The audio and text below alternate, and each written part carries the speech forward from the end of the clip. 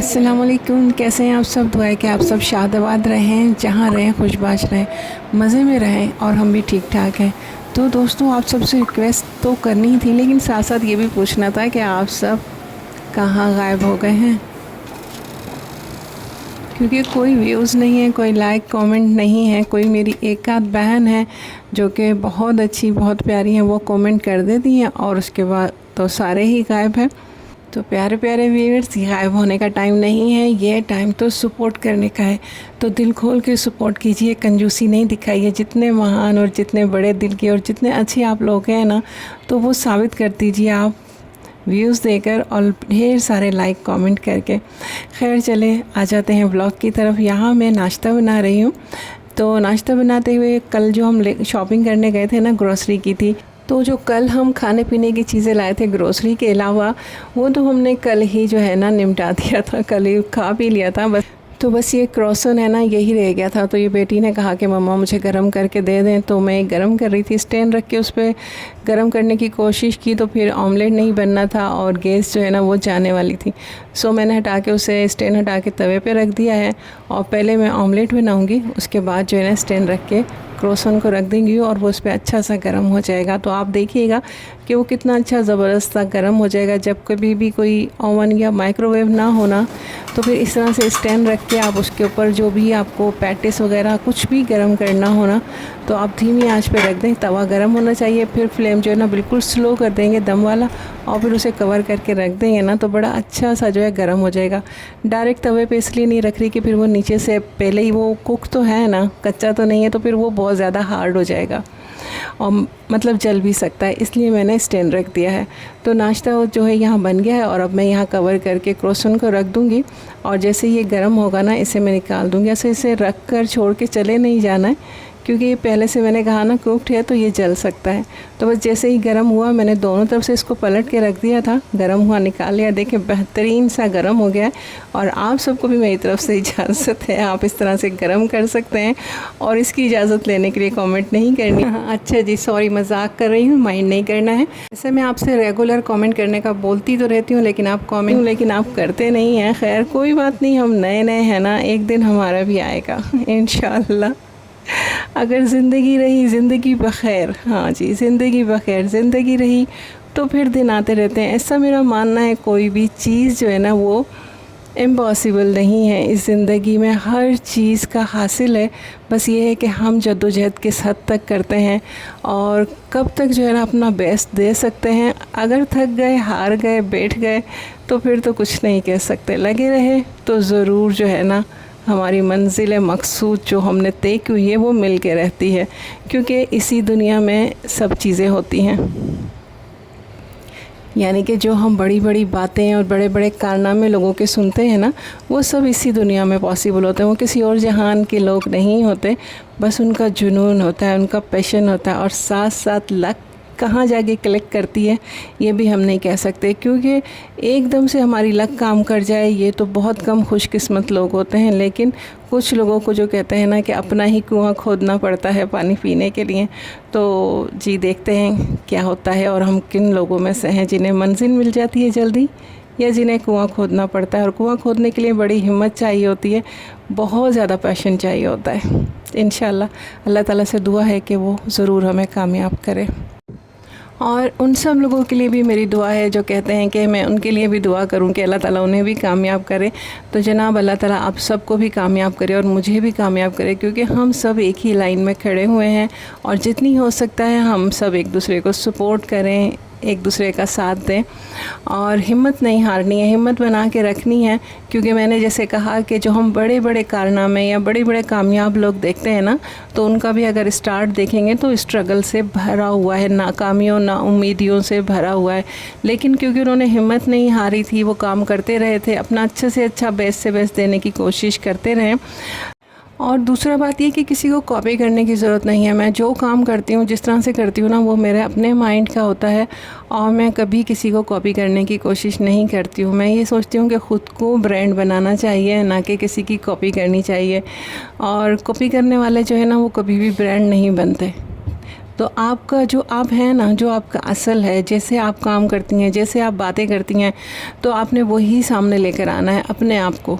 हो सकता है आप जो हैं दूसरों से बहुत ज़्यादा अच्छी हो, बहुत ज़्यादा बेस्ट हो, तो आप अगर कॉपी करेंगी ना तो समझ लीजिए कि आपने ख़ुद को जो है ना कहीं ज़ाया कर दिया है, छुपा दिया है, जो कि बहुत ज़्यादा बेस्ट हो सकता था, जो कि ब्रांड बन सकता था।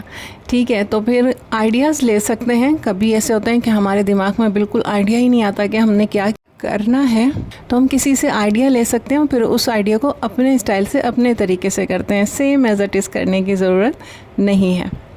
बहुत कुछ सीख सकते हैं। बहुत सारे अच्छे जो बड़े यूट्यूबर हैं, बड़े लोग हैं जो काम कर रहे हैं, तो हम उन्हें देखकर उनसे बहुत कुछ सीख सकते हैं। सीख कर अपने स्टाइल, अपने तरीके से करना है, कॉपी नहीं करना है। बस ये मेरा मकसद है। सीखने के लिए, समझने के लिए देखना मना नहीं है। ज़ाहिर है जब हमें समझ नहीं होगी तो हम किसी को देखेंगे ना कि किस तरह से इस फील्ड में आगे बढ़ा जाता है, किस तरह से काम किया जाता है, किस तरह से कंसिस्टेंसी के साथ जो हमने अपना काम करना होता है।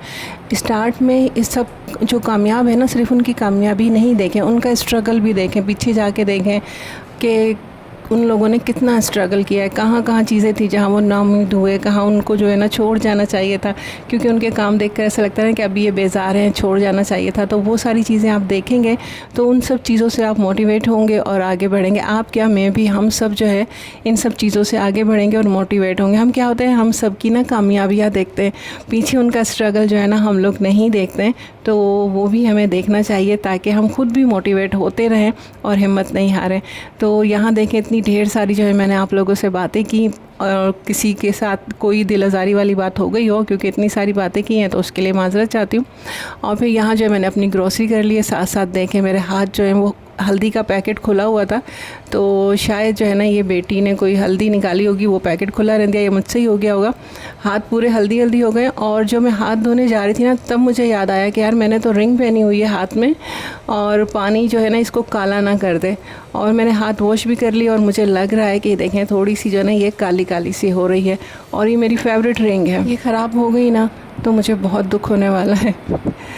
चलें, खैर आपसे बातों में ग्रोसरी वगैरह सब सेट हो गई है। और यहाँ से मैं एक स्पंज जो है ना वो निकाल लेती हूँ। 2 स्पंज थे ना, तो ये नया वाला है जो मैं बर्तन वॉश कर रही हूँ ना, पुराना हो गया है, ख़राब हो गया है, तो अब ये नया निकाल के वहाँ। इसी तरह से 2 शैम्पू लाई थी, एक शैम्पू रख दिया और एक वॉशरूम में भी है। 2 वॉशरूम में ना, एक में भी है और एक में ख़त्म हो गया, तो जहाँ ख़त्म हो गया था एक शैम्पू मैंने वहाँ ले जाके रख देना है। वैसे अब थकन बहुत हो गई है, सब सामान को रखते हुए दिखाने की अब हिम्मत नहीं है, तो वो चुटकी वाली बात पुरानी हो गई है। लेकिन मैंने सोचा कि थोड़ा सा जो है ना हम यहाँ चुटकी से जो है ना हम भी हेल्प ले लेते हैं और चुटकी बजाते ही सब चीज़ों को कर देते हैं सेट।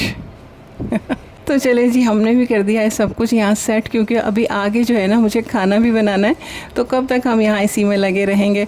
तो बस इसके साथ ही जो है किचन में आ गए हैं। अभी खड़े खड़े ही थे तो गैस भी आ गई है, यानी कि एक बार गैस जा चुकी थी, दोबारा आ भी चुकी है। काम काज भी सारे हो गए हैं। तो यहाँ मैं जो है ना बहुत मज़े से खाना बनाते हुए वीडियो अपनी तरफ से बना रही थी, यानी कि मैंने कैमरा ऑन किया हुआ था, बाद में पता चला कि कैमरा ऑफ है। और ये सारा प्रोसेस जो है मैं कर चुकी हूँ। कुछ ख़ास नहीं किया है, बस ऑयल में जो है ना लहसुन का पेस्ट डाला है, मिर्चें, हल्दी नहीं डाली, मिर्चें, पिसा हुआ धनिया और नमक डाला है। और इसकी मैं कर रही हूँ भुनाई। अभी मैंने इसमें पानी शायद डाल दिया है यहाँ पर ना, तो वो भुनाई जो मैंने की थी ना वो बग़ैर पानी के बिल्कुल धीमे फ्लेम पे जो है मैंने उसकी भुनाई की है। 1 मिनट करते हैं। अगर लगे ना कहीं भी मसाला चलने लगा है तो इसमें थोड़ा सा पानी डाल देना है और फिर भुनाई करते रहना है।